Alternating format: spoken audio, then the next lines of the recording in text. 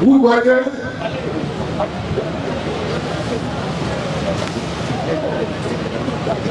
j'ai présenté les militants du PPACI ont présenté ma candidature depuis que je suis revenu.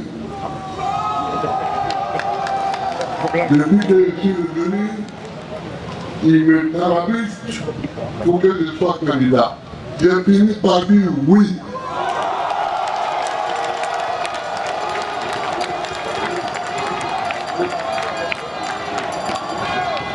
J'ai fini par dire oui. Et j'ai dit oui. Mais, voyez-vous, il y a des gens qui disent Babo n'a pas trouvé sur la liste.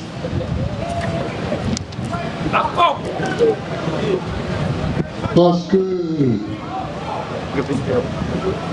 Babo a été condamné. Alors parlons un peu de ça. Parlons un peu de ça. Ma condamnation. Parlons un peu de ça. Un tout petit peu.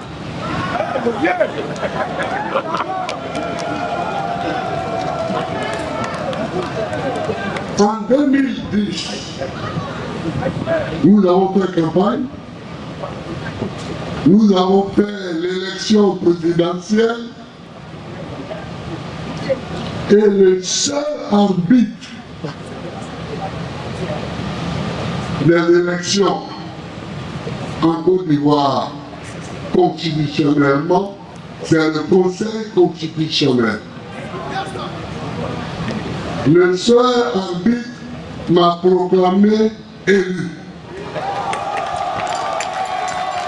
2010.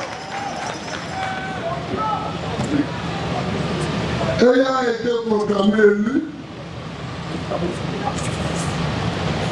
le Conseil constitutionnel est venu me faire prêter serment à la présidence de la République.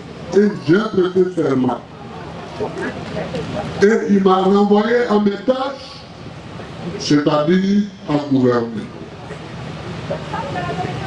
C'est ça qui est la vérité.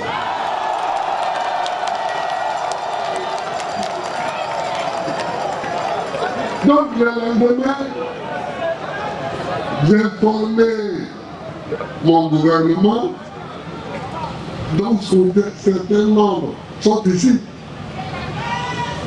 Et nous avons commencé à travailler.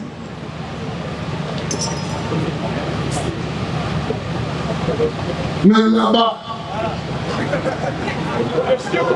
et au bord, ils n'étaient pas d'accord. Ils n'étaient pas d'accord.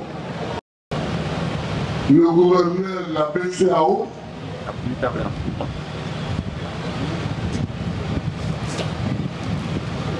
d'Apouli Arani, est-ce qu'il est là? Oui. Qui a été brave, qui a été courageux. Il a dit, mais depuis quand la BCAO s'occupe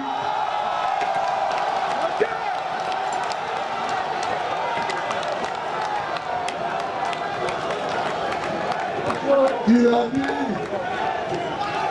depuis quand la BCAO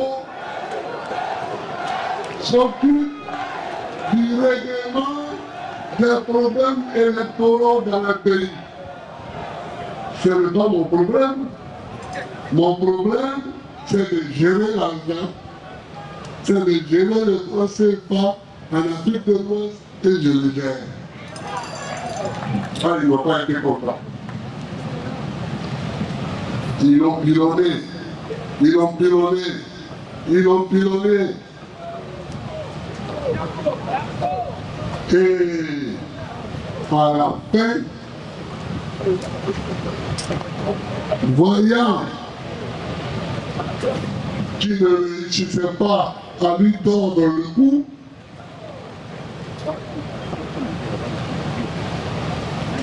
à une réunion où je n'étais pas, ils l'ont vidé, ils l'ont renvoyé de ce poste de gouverneur sous la forme déguisée. C'était au Mali, c'est vrai. C'était au Mali.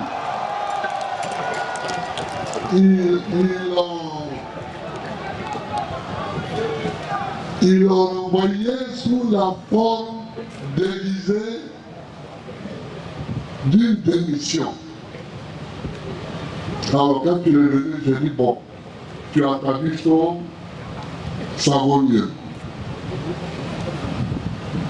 C'est bon. Mais la vie a continué. Maintenant qu'il avait fini avec le gouverneur de la BCEAO, qu'est-ce qu'ils ont fait? Le gouverneur par intérim qui l'a remplacé,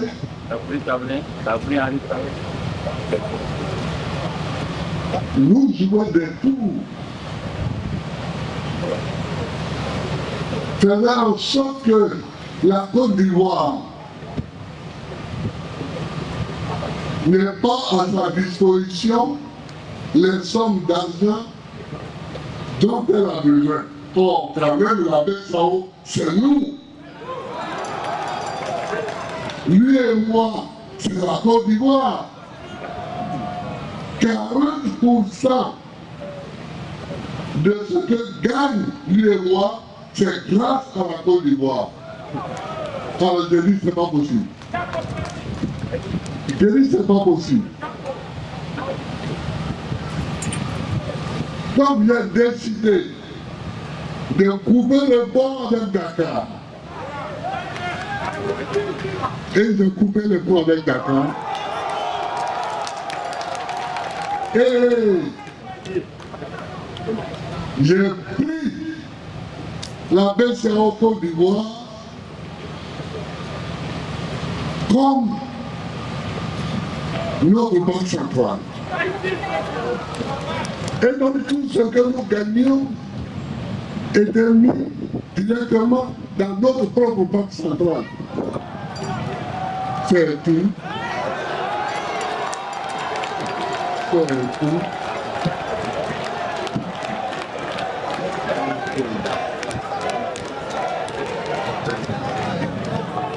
Et donc, nous avons continué à payer les fonctionnaires de la sorte. Mais ils avaient plus d'un tout dans leur sac. Un matin, nous venons au conseil des ministres, on nous apprend que la BCC a fermé, que la Société Générale des Banques a fermé, que la fibre a fermé, et que les dirigeants sont partis en vacances. Je dis en bon, c'est comme ça. En bon, d'accord. Donc, j'ai nationalisé immédiatement ces banques-là. Surtout, j'ai nationalisé la BCC et la Société Générale. Et tous les Ivoiriens qui travaillaient, je n'étais pas revenu de vacances. Ils étaient contents. Ils étaient enthousiastes. Ils sont venus. Ils ont ouvert les portes. Et nous sommes rentrés travailler.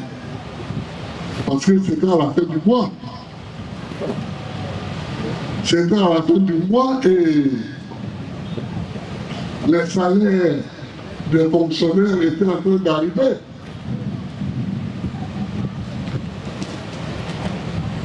Donc j'ai nationalisé la BCC et la Société Générale. Et nous avons rétabli les salaires immédiatement. Et les fonctionnaires ont pu toucher les salaires. Quel est ce pays de chérie où quelqu'un va être loin et agir sur nous? Nous, nos salaires. Que nous gagnons à la sueur de nos fronts. C'est pas possible. C'est pas possible. Donc on appelle ça. On appelle ça. Et on a pu payer nos salaires. Il y a quelqu'un qui dit leurs salaires aussi.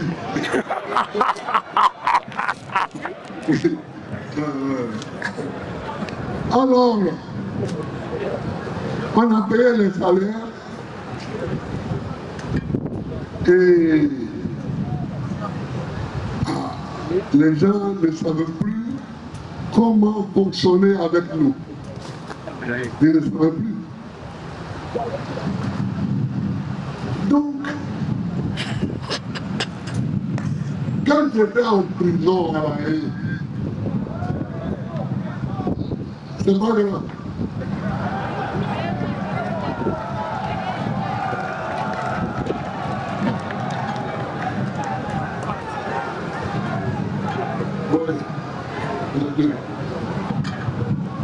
Quand j'étais en prison à La Haye, ils me font un procès ici, et puis on parle de braquage de la BCAO. Moi, Babo, braquer une banque. C'est le manger qui me manque.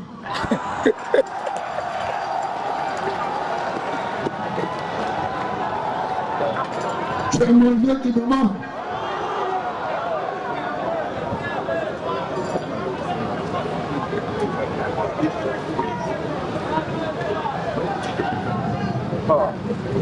Parce qu'ils savent très bien que ce que j'ai fait là, ils ne peuvent pas le dire. Parce que s'ils veulent me reprocher quelque chose, il faut qu'ils disent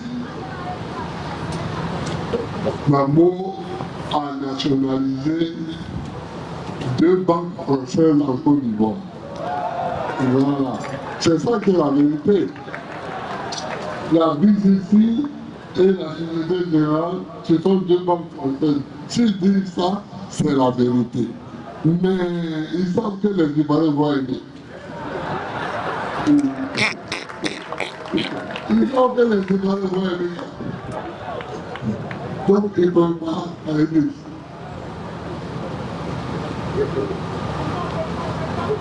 Sinon, ils peuvent dire aussi que voilà, Babo a coupé avec la BCAO Dakar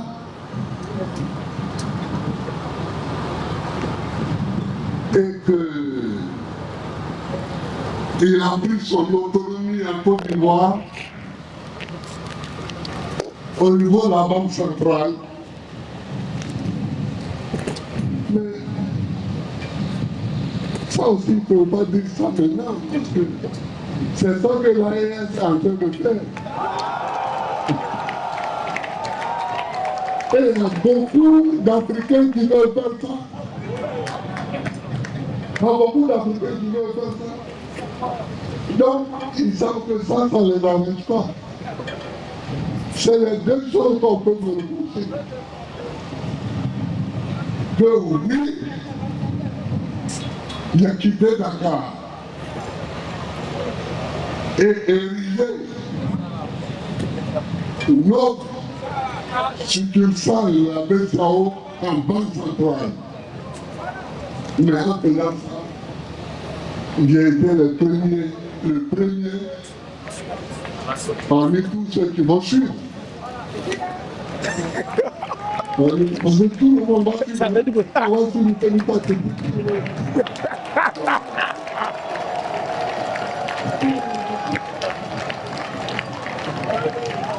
donc ils ne peuvent pas dire ça.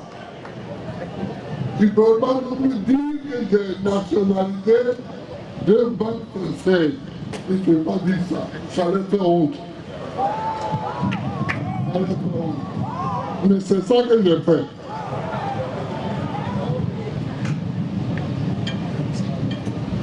Alors, ils n'ont plus d'autres ressources que de m'arrêter.